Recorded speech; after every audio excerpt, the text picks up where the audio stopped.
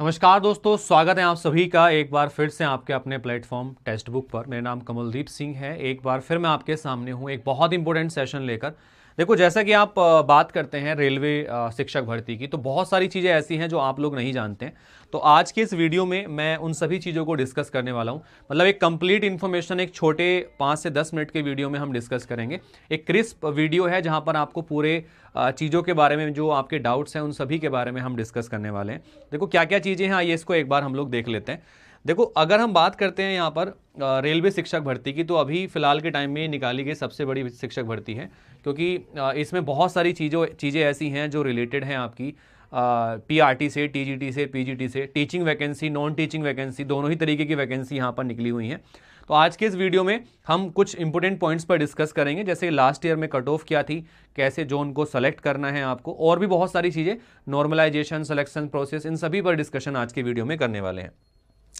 Without delay मैं आपको लेके चलता हूँ स्टेजेस ऑफ एग्जाम के। तो स्टेजेस क्या क्या है एग्जाम की, इसको देख लेते हैं। तो इसमें केवल एक ही स्टेज का एग्जाम है, यानी कि केवल एक सिंगल सीबीटी टेस्ट होगा आपका।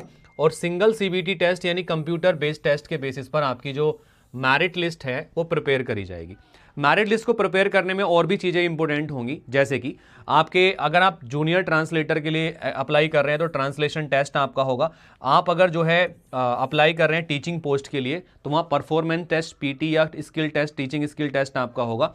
साथ के साथ में आपका डॉक्यूमेंट वेरिफिकेशन इसके बाद में होगा, और मेडिकल एग्जामिनेशन जो होगा वो इसके बाद में होगा। तो ये चीज़ें आफ्टर दी स्किल टेस्ट और टीचिंग स्किल टेस्ट के बाद में आपकी होने वाली है। इसके साथ में सबसे इंपॉर्टेंट चीज़ यहाँ पर यह है कि लास्ट ईयर में जो चीज़ें घटित हुई हैं, मतलब जो लास्ट एग्जाम्स हुए हैं उनमें क्या क्या चीज़ें हुई हैं, और इस साल क्या क्या इनका वेटेज रहता है, इन चीज़ों पर डिस्कशन कर लेते हैं। सबसे इंपॉर्टेंट चीज़ बात है कि अगर हमारा जो एग्ज़ाम है उसमें नॉर्मलाइजेशन होगी कि नहीं होगी, ये सबसे इंपॉर्टेंट पार्ट होता है, क्योंकि इसकी वजह से काफ़ी स्टूडेंट्स के जो नंबर हैं ऊपर नीचे होते हैं।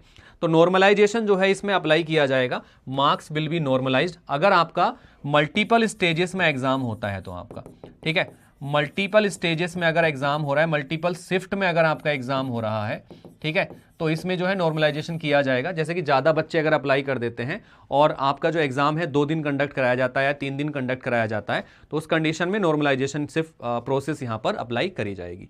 इसके बाद में मेरिट लिस्ट किस तरीके से प्रिपेयर होगी, इस पर एक बार डिस्कशन कर लेते हैं।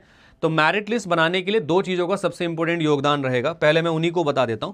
तो मेरिट लिस्ट को बनाने में आपका जो योगदान रहने वाला है वो सिलेक्शन प्रोसेस का रहने वाला है।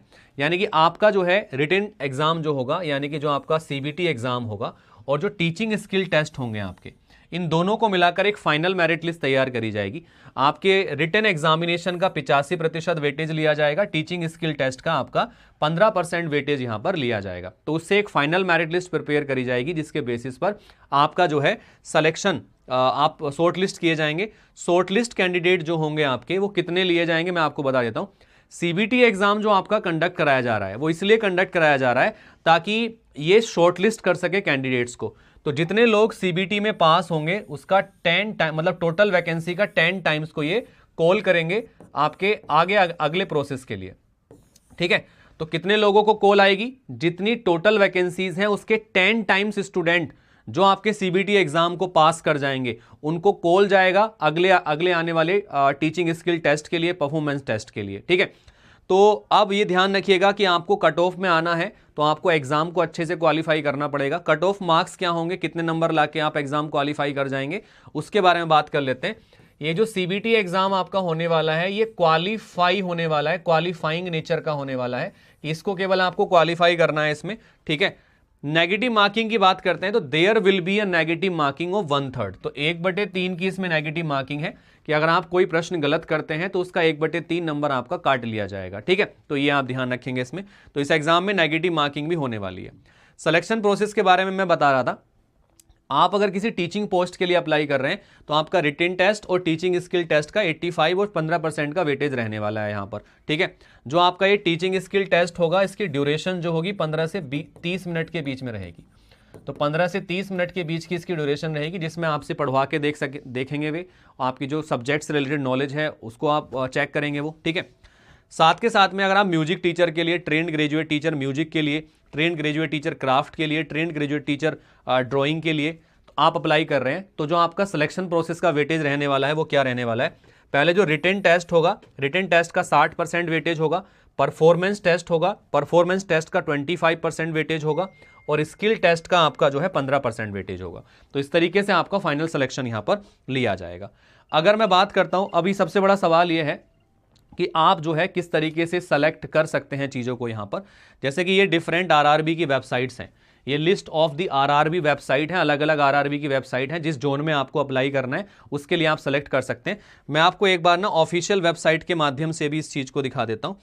तो आपका जो ऑफिशियल वेबसाइट है उसके माध्यम से भी मैं एक बार इस चीज़ को दिखा देता हूँ आपको। जैसे कि हम इसके नोटिफिकेशन पर आते हैं, तो नोटिफिकेशन मैंने ओपन कर लिया, सबसे लास्ट में आपको लेके चलता हूँ। सबसे लास्ट में जब आप जाते हैं नीचे इसमें, तो आप देख सकते हैं ये जोन वाइज वैकेंसीज आपको दी गई हैं। तो जोन सेलेक्ट करते समय सबसे इंपॉर्टेंट चीज़ों को फोकस करना है, किस जोन में कितनी वैकेंसी है, आपकी कौन सी पोस्ट किस जोन के लिए निकाली गई है, ठीक है। इन सभी चीज़ों को ध्यान में रखते हुए ही आपको जो है एप्लीकेशन को, फॉर्म को फिल करना है, क्योंकि बाद में इसमें कोई चेंज नहीं होगा, ये चीज़ साफ साफ मेंशन करके दे दी गई है। आप यहां देख सकते हैं जैसे कि अलग अलग जोन के हिसाब से आरआरबी रांची के लिए ये पोस्ट दी गई है। तो आप अगर इनमें से किसी पोस्ट के लिए अप्लाई कर रहे हैं तो आपको उसी हिसाब से चीज़ों को देख के चलना पड़ेगा। जैसे कि आप आरआरबी रांची में trained graduate teacher art, biology, English, Hindi, PCB, PCM इस तरीके से अप्लाई कर रहे हैं, तो आपको ये जोन वाइज वैकेंसी देखनी पड़ेगी यहाँ पर, ठीक है। और किस कैटेगरी के लिए कितनी पोस्ट है वो सब आपको यहाँ पर बैलेंस करके एक बार देखना पड़ेगा, ठीक है। आगे चलते हैं इसके बाद में हम लोग यहाँ पर। तो ये सारी चीज़ें आपकी जो है अलग अलग पोस्ट में यहाँ पर दी गई हैं, तो आप इसके हिसाब से चीज़ों को देख सकते हैं। अब चलिएगा, अब हम थोड़ा सा आगे चलते हैं, इसमें बाकी चीज़ों को एक बार देख लेते हैं। जोन वाइज चीज़ें आपने देख ली है, आरआरबी की अलग अलग वेबसाइट मैंने दे दी है। रेस्पेक्टिव वेबसाइट पे जाकर जो फॉर्म आप भरना चाहते हैं वो फॉर्म भर सकते हैं। जैसे कि आप आरआरबी अहमदाबाद में वैकेंसी के लिए अप्लाई करना है, तो आप आरआरबी अहमदाबाद की वेबसाइट पर जाएंगे, वहाँ पर अप्लाई करेंगे। पहले अपना अकाउंट क्रिएट करना पड़ेगा, अपने नंबर से करना, अपनी ईमेल आईडी से करना, तो ज़्यादा इंपॉर्टेंट रहेगा आपके लिए। इसके अलावा अगर हम बात करते हैं अगले चीज़ों की तरफ, तो यहाँ पर आप सभी लोग जानते हैं कि भाई कट ऑफ क्या रहने वाली है। पहले मैं कट ऑफ को एक बार बता देता हूँ, कट ऑफ क्या रहने वाली है, ये सबसे इंपॉर्टेंट पार्ट यहाँ पर है।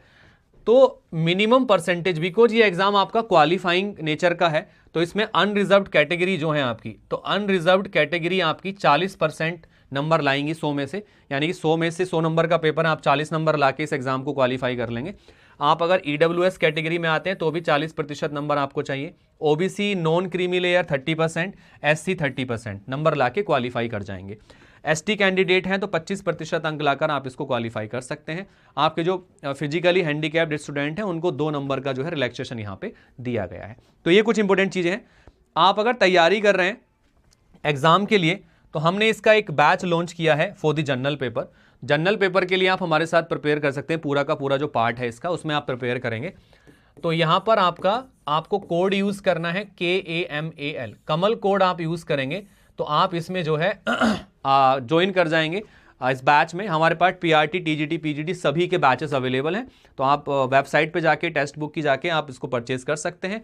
इस वीडियो के डिस्क्रिप्शन में इसका लिंक भी हमने दे दिया है, ठीक है। कमल कोड यूज़ करेंगे तो मैक्सिमम डिस्काउंट आपको मिल जाएगा। उम्मीद करता हूँ एक शॉर्ट इन्फॉर्मेशन आप सभी को काफ़ी इन्फॉर्मेटिव या काफ़ी हेल्पफुल रहेगी आगे आने वाली जानकारी के लिए। और भी कुछ जानकारी चाहिए तो वीडियो के कमेंट बॉक्स में आप अप्लाई कर सकते हैं।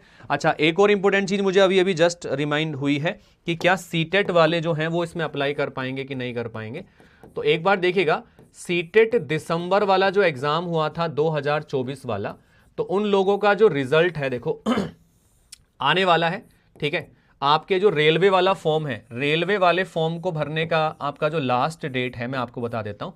तो रेलवे के फॉर्म को भरने का लास्ट डेट है 6 फरवरी 2025, ठीक है। ये लास्ट डेट है फॉर्म को फिल करने का। आपका जो रिजल्ट है आप सभी लोग जानते हैं